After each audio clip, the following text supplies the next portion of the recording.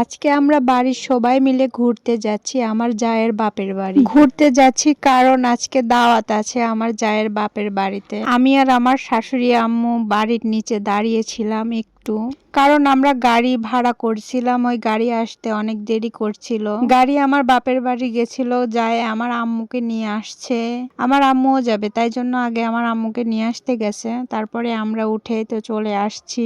তো সিংড়া দিয়ে চলে আসলাম নাগরকান্দি।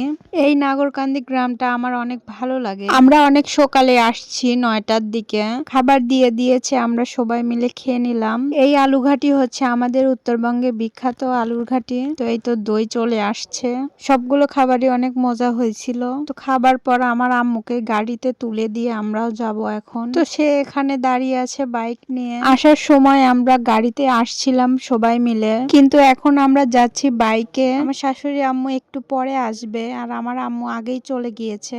আমার আব্বু আসছিল দাওয়াত খেতে, তো তারপরে আমার আব্বু আমার আম্মুর সাথে নিয়ে চলে গিয়েছে। তো তাই জন্য আমি আর সে বাইক নিয়ে চলে আসছি। এই রাস্তাটা অনেক সুন্দর। এই রাস্তাটা হচ্ছে সিংড়া থেকে নাটোর যাওয়ার রাস্তা। আমরা দুইজন বাড়ি যাওয়ার জন্য বের হয়েছিলাম, কিন্তু আমরা তো বাড়ি যাচ্ছি না, আমরা দুইজন যাচ্ছি ঘুরতে। আপনারা তো সবাই জানেন আমরা দুইজন কতটা ঘুরতে ভালোবাসি। তো আমরা অনেক ঘোরাঘুরির পর সন্ধ্যার দিকে বাড়ি গিয়েছিলাম। আজকের জন্য চলে যাচ্ছি, ধন্যবাদ, আসসালামু আলাইকুম।